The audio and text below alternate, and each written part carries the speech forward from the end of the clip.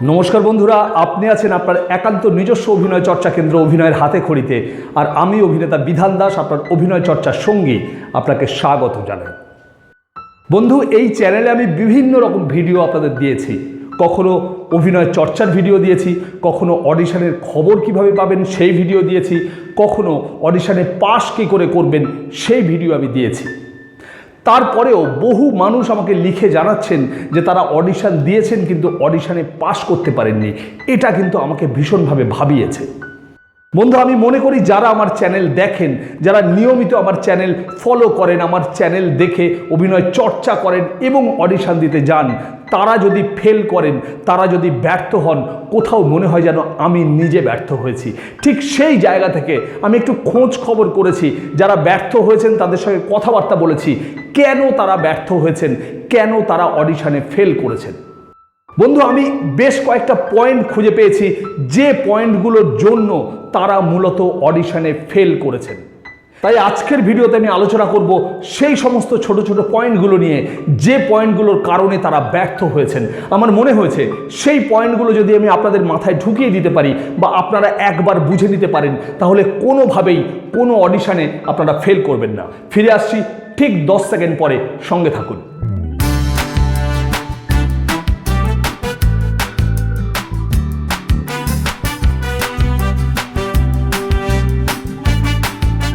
আপনি যদি এই চ্যানেলে প্রথমবার এসে থাকেন তাহলে সাবস্ক্রাইব করে পাশে থাকবেন, কারণ এই চ্যানেল শুধু স্বপ্ন দেখায় না, স্বপ্ন পূরণের রাস্তাও বলে দেয়।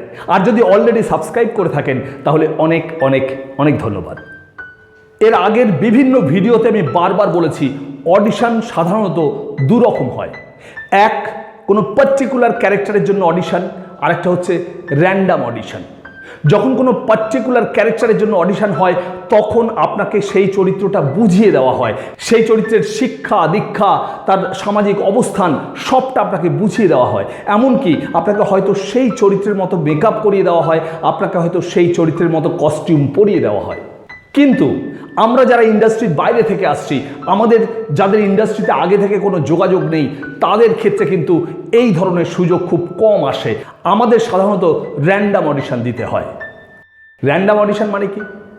র্যান্ডাম অডিশন মানে হচ্ছে আপনাকে অডিশনে ডাকা হলো, আপনি কেমন অভিনয় করেন, কি পারেন, কতটা পারেন, কি পারেন না, সবটা দেখে রাখা হলো।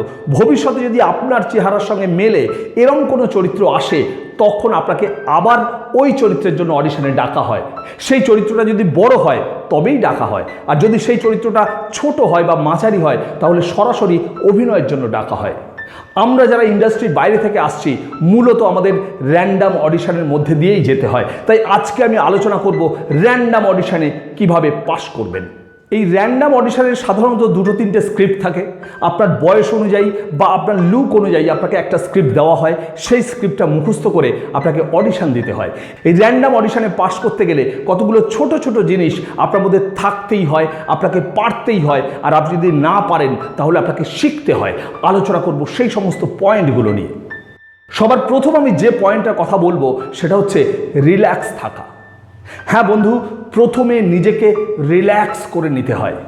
আমরা অডিশনে গেলে ভীষণ উত্তেজিত থাকি, আমাদের একটা টেনশন কাজ করে। বিশেষ করে যখন আমাদের নাম ডাকা হয় তখন আমাদের হার্টবিট বেড়ে যায়, তখন কিন্তু আমরা বিভিন্ন ভুল করে ফেলি। তাই সবার প্রথম আমাদের অডিশন দিতে গেলে শিখতে হবে কিভাবে নিজেকে রিল্যাক্স রাখা যায়।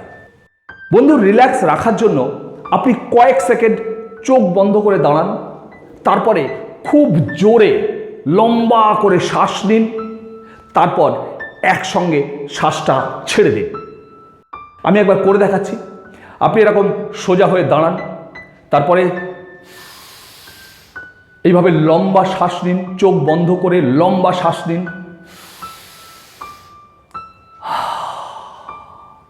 এইভাবে আপনি সমস্ত শ্বাসটা একসঙ্গে ছেড়ে দিন। আমার সঙ্গে একবার করুন।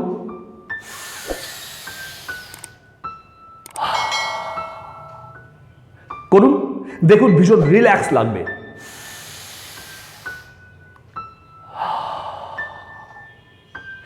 এইভাবে আপনি যদি ঠিক অডিশন রুমে ঢোকার আগে কয়েক সেকেন্ড সোজা হয়ে দাঁড়িয়ে চোখ বন্ধ করে লম্বা করে শ্বাস নিয়ে মুখ দিয়ে সমস্ত শ্বাসটা একবারে ছেড়ে দেন, দেখবেন আপনি অনেক রিল্যাক্স হয়ে যাবেন। এই রিল্যাক্সেশনটা কিন্তু ভীষণ ভীষণ ভীষণ প্রয়োজন।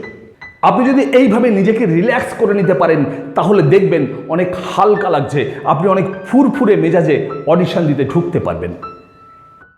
সেকেন্ড যে পয়েন্টটা বলবো সেটা হচ্ছে সেলফ কনফিডেন্স। হ্যাঁ বন্ধু, আপনাকে কিন্তু কনফিডেন্ট হতে হবে। আই ক্যান ডু ইট, এই কনফিডেন্স নিয়ে আপনাকে অডিশন রুমে ঢুকতে হবে। আপনি অডিশন রুমে ঢুকবেন, নমস্কার করবেন, তারপরে আপনি আপনার সেলফ ইন্ট্রোডাকশনটা দেবেন। সেলফ ইন্ট্রোডাকশানে কি বলতে হয়, কিভাবে বলতে হয়, এগুলো নিয়ে আমি এর আগের বিভিন্ন ভিডিওতে বিস্তারিত আলোচনা করেছি, তাই আজকে আর বিস্তারিত আলোচনা করছি না। মোটামুটি আপনাদের একটু বুঝিয়ে দেওয়ার চেষ্টা করছি। সেলফ ইন্ট্রোডাকশান হচ্ছে আপনাকে অডিশন রুমে ঢুকে প্রথমে আপনার নাম বলতে হয়, আপনার বয়স বলতে হয়, আপনার উচ্চতা বলতে হয় এবং আপনার টেলিফোন নাম্বার বলতে হয়। এটা যদি আপনি কনফিডেন্সের সঙ্গে করতে পারেন তাহলে কিন্তু যারা অডিশন নিচ্ছেন তাদের অর্ধেক মন জয় কিন্তু আপনি করে ফেললেন। আপনি ঢুকবেন, ঢুকে বলবেন, নমস্কার, আমার নাম অমুক, আমি অভিনয় করি, আমার বয়স এত, আমার উচ্চতা এত, আমার telephone number so and so, এটা আমার রাইট প্রোফাইল, এটা আমার লেফট প্রোফাইল। বন্ধু, এইভাবে যদি আপনি আপনার সেলফ ইন্ট্রোডাকশনটা দিতে পারেন তাহলে যারা অডিশন নিচ্ছে তারা বুঝতে পারবে যে আপনি অভিজ্ঞ, আপনি জানেন কি করে অডিশন দিতে হয়। এটা কিন্তু আপনাকে অনেকটা এগিয়ে নিয়ে যাবে। আপনি যদি রিল্যাক্স থাকতে পারেন তাহলে দেখবেন কনফিডেন্সটাও আপনার মধ্যে গ্রো করবে। কনফিডেন্ট থাকার জন্য আরেকটা জিনিস আপনি মাথায় রাখবেন, সেটা হচ্ছে কোনোভাবেই নিজের ওপরে কোনো রকম চাপ তৈরি করবেন না। আপনি যদি ভাবেন যে এই অডিশনটায় আমাকে পাস করতেই হবে, এই অডিশনটায় পাস না করলে আমার লাইফ শেষ হয়ে যাবে, তাহলে কিন্তু আপনি ধীরে ধীরে নিজের উপর চাপ তৈরি করছেন। আপনি উল্টোটা ভাবুন, আপনি ভাবুন ঠিক আছে, যদি এই অডিশনটা পাস না করি আমার জীবনে আরও অডিশন আসবে, আজকের এই অডিশন থেকে আমি এক্সপিরিয়েন্স গ্যাদার করি, আমাকে পাস করতেই হবে এরকম কোনো ব্যাপার নেই, কিন্তু অডিশনটা তো দিই, অভিজ্ঞতা তো হোক। আপনি যদি এইভাবে নিজেকে বোঝাতে পারেন তাহলে দেখবেন আপনার উপরে চাপ কমে যাচ্ছে এবং আপনি কনফিডেন্ট হয়ে যাবেন। থার্ড যে পয়েন্টটার কথা বলবো, বহুবার আমি বলেছি, বিভিন্ন ভিডিওতে বলেছি, সেটা হচ্ছে সেলফ ইন্ট্রোডাকশন। বন্ধু, প্রত্যেকটা অডিশনে গিয়ে আপনাকে কিন্তু সেলফ ইন্ট্রোডাকশন দিতে হয়। তাই আপনি বাড়িতে খাতায় লিখে ফেলুন, লিখে সেটা মুখস্থ করুন, বারবার মোবাইল ক্যামেরার সামনে সেটা অভিনয় করুন। আপনি সেলফ ইন্ট্রোডাকশনটা অসাধারণ তৈরি করে যান। সেলফ ইন্ট্রোডাকশনটা যদি আপনি ঠিকঠাক দিতে পারেন, তারপরে অডিশন দিতে গিয়ে যদি আপনি সংলাপে একটু ভুলেও যান, আপনাকে হয়তো দ্বিতীয়বার চান্স দিলেও দিতে পারে। সুতরাং সেলফ ইন্ট্রোডাকশন আপনাকে ঠিকঠাক করে তৈরি করে যেতেই হবে। এটা কিন্তু যে কোনো অডিশনে পাস করার মূল মন্ত্র। এরপর যে পয়েন্টের কথা বলবো সেটা হচ্ছে মনোলগ। হ্যাঁ বন্ধু, আপনি যে কোনো অডিশনে যাওয়ার আগে একটা 2 মিনিট বা 3 মিনিটের মনোলগ খুব ভালো করে মুখস্থ করে চর্চা করে তৈরি করে তারপর যান। আপনি হয়তো বলবেন যে আপনাকে তো ওখানে অডিশনের স্ক্রিপ্ট দেওয়া হবে। হ্যাঁ বন্ধু, অডিশনের স্ক্রিপ্ট দেওয়া হবে, আপনাকে সেই স্ক্রিপ্টের উপরে অডিশন দিতে হবে। কিন্তু অনেক সময় দেখা গেছে আপনাকে হয়তো তাদের ভালো লেগেছে, আপনাকে আরেকটু পরীক্ষা করতে চান, তখন ওনারা আপনাকে বলতে পারে যে আপনি আপনার নিজের মন থেকে অন্য কোনো ডায়লগ বলুন তো। তখন কিন্তু এই মনোলগটা ভীষণ ভীষণ ভীষণ কাজে লেগে যায়। তখন ওই মনোলগটা আপনাকে ওই অডিশনটা উতরাতে সাহায্য করে। তাই যে কোনো একটা মনোলগ আপনি খুব ভালো করে তৈরি করে যাবেন, সেটা কাজে লাগতেও পারে, নাও লাগতে পারে, কিন্তু তৈরি করা থাকলে তো কোনো ক্ষতি নেই। আমার এই চ্যানেলেই আমি বিভিন্ন মনোলগ দিয়ে রেখেছি। এছাড়া আমার আরেকটা চ্যানেল আছে অ্যাক্টর বিধান দাস বলে, আপনি সেখানে গিয়েও দেখতে পারেন, সেখানেও আমার কিছু মনোলগ দেওয়া আছে। আপনি সেখান থেকেও মনোলগ নিয়ে নিজের মতো করে তৈরি করে যেতে পারেন। আশা করি এই পয়েন্টটাও যদি আপনি মাথায় রাখেন, এটাও কিন্তু আপনাকে অডিশনে ভীষণভাবে সাহায্য করবে। এবার যে পয়েন্টটার কথা বলবো সেটা হচ্ছে মুখস্থ। হ্যাঁ বন্ধু, আপনি যখন অডিশন দিতে যাবেন, আপনাকে যে স্ক্রিপ্টটা দেওয়া হবে, আপনাকে কিন্তু সেই স্ক্রিপ্টটা মুখস্থ করতেই হবে। তার জন্য প্রচুর সময় কিন্তু আপনি পাবেন না। 10 মিনিট 15 মিনিট, খুব কপাল ভালো থাকলে আধ ঘন্টা আপনি সময় পাবেন। ওই আধ ঘন্টার মধ্যে ওই স্ক্রিপ্টটা কিন্তু আপনাকে মুখস্থ করতে হবে। ফলে আপনি যদি অডিশনে পাস করতে যান তাহলে আপনাকে মুখস্থ বিদ্যায় পারদর্শী হতেই হবে। তার জন্য আপনি বাড়িতে রীতিমতো চর্চা করুন। খুব সহজে কি করে মুখস্থ করবেন তার উপরে আমার এই চ্যানেলে ভিডিও দেওয়া আছে, আপনি সেটা দেখুন। আপনি সেখানে দেখলে বুঝতে পারবেন মাত্র 10 মিনিট সময়ে কিভাবে আপনি একটা সংলাপ মুখস্থ করতে পারেন। সেই ভিডিওগুলো খুব মন দিয়ে দেখুন, বারবার দেখুন, তাহলে কিন্তু আপনি খুব সহজেই এই ব্যাপারে পারদর্শী হয়ে উঠবেন। মুখস্থ কিন্তু আপনাকে করতেই হবে। আমি আগামী দিনে আরও ভিডিও দেব যে কি করে খুব সহজে মুখস্থ করা যায়, কারণ বহু অভিনেতা অভিনেত্রী শুধুমাত্র মুখস্থ ঠিকঠাক করতে পারছেন না বলে অডিশনে পাশ করতে পারছেন না। এছাড়াও অডিশনে কি করে পাশ করবেন তার উপরে অনেকগুলো ভিডিও আমার করা আছে। সেখানে দেখবেন অডিশনে গিয়ে আপনি কি বলবেন না, অডিশনে গিয়ে কি বলবেন, কি ধরনের কথা একেবারেই বলা উচিত নয়, কিভাবে আপনি এক চান্সে অডিশনে পাশ করবেন, কিভাবে আপনি সেলফ ইন্ট্রোডাকশন তৈরি করবেন, সমস্ত কিছু আমার এই চ্যানেলে আপনি পেয়ে যাবেন। আপনি সেগুলো খুঁটিয়ে খুঁটিয়ে দেখুন। আমার বিশ্বাস আপনি যদি সেগুলো খুঁটিয়ে খুঁটিয়ে দেখেন এবং সেই মতো চর্চা করেন, তাহলে অডিশনে সফল হওয়া আপনার কেউ আটকাতে পারবে না। আপনি কোনোভাবেই অডিশনে ব্যর্থ হবেন না। বন্ধু, আরেকটা কথা আপনাকে বলে রাখি, সব কিছুর পরেও অভিনয়টা কিন্তু আপনাকে পারতেই হবে।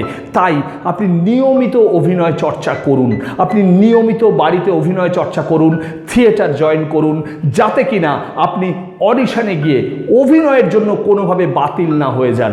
বন্ধু, আপনি অডিশনে চান্স পেলেন, সেখানে সেই সংলাপটা হয়তো মোটামুটি ভালো বলে দিলেন, তাদের পছন্দ হয়ে গেল, তারা নিয়ে নিল, কিন্তু তারপরে যখন কাজ করতে গিয়ে দেখবে যে অভিনয়টা আপনি করতে পারেন না, তখন কিন্তু আপনাকে বাদ দিয়ে দেবে। তাহলে লাভটা কি? সুতরাং আগে অভিনয় চর্চা করুন, তারপরে আপনি আস্তে আস্তে অডিশনে কি করে সফল হবেন সেই ভিডিওগুলো দেখুন, তারপরে আপনি অডিশনে যান এবং আপনি এই ইন্ডাস্ট্রিতে একজন সফল অভিনেতা হয়ে উঠুন। আজকের ভিডিও আপনাদের কেমন লাগলো আমাকে লিখে জানান। যদি ভালো লাগে তাহলে অবশ্যই লাইক, শেয়ার, কমেন্ট করবেন। আর আপনি অবশ্যই সাবস্ক্রাইব করে পাশে থাকা বেল আইকন চেপে অল করে দেবেন, যাতে আমার প্রত্যেকটা আলোচনা সবার আগে আপনার কাছে পৌঁছয়, কারণ আপনি আমার কাছে সব থেকে বেশি ইম্পর্টেন্ট। দেখা হচ্ছে খুব তাড়াতাড়ি এরকমই কোনো গুরুত্বপূর্ণ ভিডিও নিয়ে। ততক্ষণ ভালো থাকবেন, সুস্থ থাকবেন, চর্চায় থাকবেন। আপনার অভিনয় জীবনের শ্রীবৃদ্ধি কামনা করি। নমস্কার।